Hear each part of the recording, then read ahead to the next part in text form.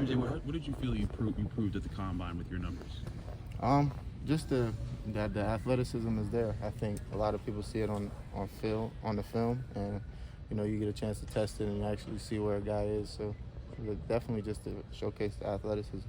What did you want to show today? Just being smooth and being fluid, and that I wasn't just preparing to kill the combine. I can actually backpedal and do more than just press. So showcasing my versatility as a corner.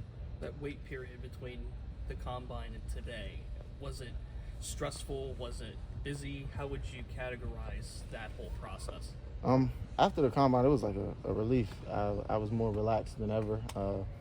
I calmed down, and this process, I was more anxious to get out here and just be back competing and working out with my guys, with AJ and Quez, and then Shane got to jump out there with us. Just being back out there, might be the last time we ever touched the field together. So trying to cherish that moment with them. I've been here 3 years with them guys, and it hit me. It just, kind of emotional about that. But what's the feedback that you've gotten from NFL teams so far?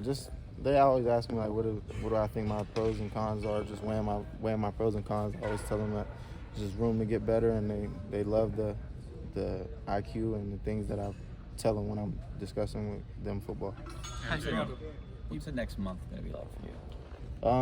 Visits, a little bit of visits. For the most part, yeah, just a couple visits. I think Buffalo and Pittsburgh. I don't know any more. Probably some Zoom calls. Nothing too crazy that I know of right now. The last 4 years, there's been a defensive back taken from Pitt in the draft. What do you think it is about this defense that attracts NFL teams to taking D-backs? Coach Collins do a good job. He go and recruit dogs. I think the one thing that separates all of us is our mentality. I tell a lot of guys when the young guys ask me, like, what makes you good in this system, it's your mentality. A lot of guys, they go places and they get to play off. Here you got to sit and press a guy and you in his face all day, and it's just you and him one-on-one, no help. You on the island, truly. So you got to have the right mentality to be successful in that, and that's where it starts. And he does a good job recruiting guys with that mentality. You brought up AJ and Marquez. How much have you been able to feed off of those two and maybe feed off of each other throughout this process? A bunch. I didn't run the times I wanted to in my shuttle at the combine, and I was like, I got to get back to it. And AJ showed up, and I was like, let me watch AJ run, and just brought the competitive nature out of me to run a better time. Didn't beat him, but I ran a better time than I did at the combine. So just that competitive nature and being out there with Quez, he got fluid hips, great feet.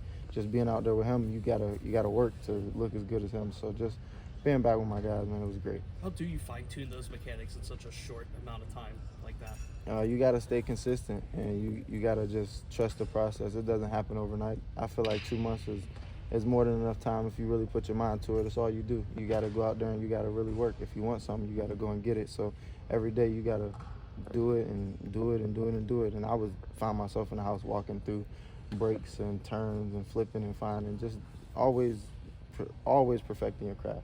MJ, did you talk to the Steelers, and does it mean anything more that you're actually going to interview with them, or is it just about the right opportunity for you right now? Just anywhere that wants to take me is the right opportunity. It does mean a little something knowing that a lot of people in my family are Steelers fans, so it means something to them. But to me, it's just whoever wants to take a chance on me. We talked about just the lineage here with Pitt sending defensive backs. What would it mean to be the next Aliquippa guy to get drafted?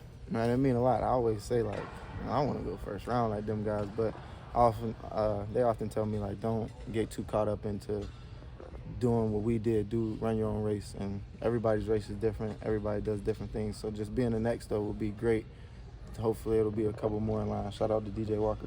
Between the combine and today, it sounds like Bub is turning some heads. Why do you think that is? I don't know, because they must not have been cutting on film. When Bub first walked in, I knew it was something about him. He's special. And to be that big, moving that well, running those types of routes, you don't see that often. And if anybody didn't believe it before today, it's definitely real. It's not for fake, and it's not a facade. Like, that's the real deal. I went against Bub every day, so just seeing him progress and get to show it to the world was amazing.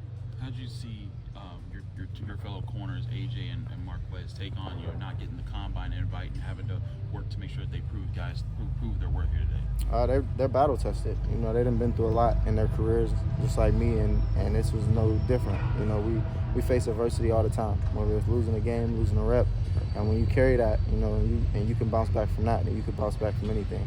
And the combine didn't mean nothing to them. They came out here and they balled today. They did everything they were supposed to do and more. So just being able to showcase, they got their opportunity, and that's all they really ever needed. You were around the ball a lot of picks in your time here at Pitt. Did the NFL teams you talked to at the combine remark on that? At the East-West, my coach was like, it's a production-based league. He was just addressing the team. He wasn't really talking specifically to me. But I knew in the back of my mind, like, I'm going to be just fine if it's a production-based league, because I'm productive. Like you said, I'm around the ball all the time, so just that's production in itself, and just having a knack for the ball, whether it's special teams, defense, corner, whatever it is, just being around the ball. As you prepared for today, did you get any advice from any former Alabama guys that have been through this, or former Pitt guys? Nah, they gave me a little break from the combine till now, so I'm pretty sure they're gonna call me at some point today and see how I did, or once they get the videos, they're gonna want the videos and see how I did, and then they'll tell me some advice. Anything else for MJ? It sounds like you have a really strong, really large support system with all of this. How much does that mean to you? It means a lot, just knowing people actually care, and people are there for you, and that's what life's about, being able to do something so you can help somebody. Hopefully one day I'll be able to look back and be like, yo, whatever next Alabama kid or Pitt kid is coming through, get to share some advice on my process that'll help them, and that's what life's about, helping others. So I was going to say reflections from Aliquippa, little stuff in Kentucky here to all culminate to this. Your reflections on your career so far. It was a journey. It was a fun journey. I learned a lot at Kentucky. Obviously leaving Aliquippa, going out, becoming my own person, and then coming back to the city. Like I said earlier, just thanking the city. So much love and so much support from people I probably have never spoke to, but they love and they support me like they know me their whole life. So just a great journey, and more to come.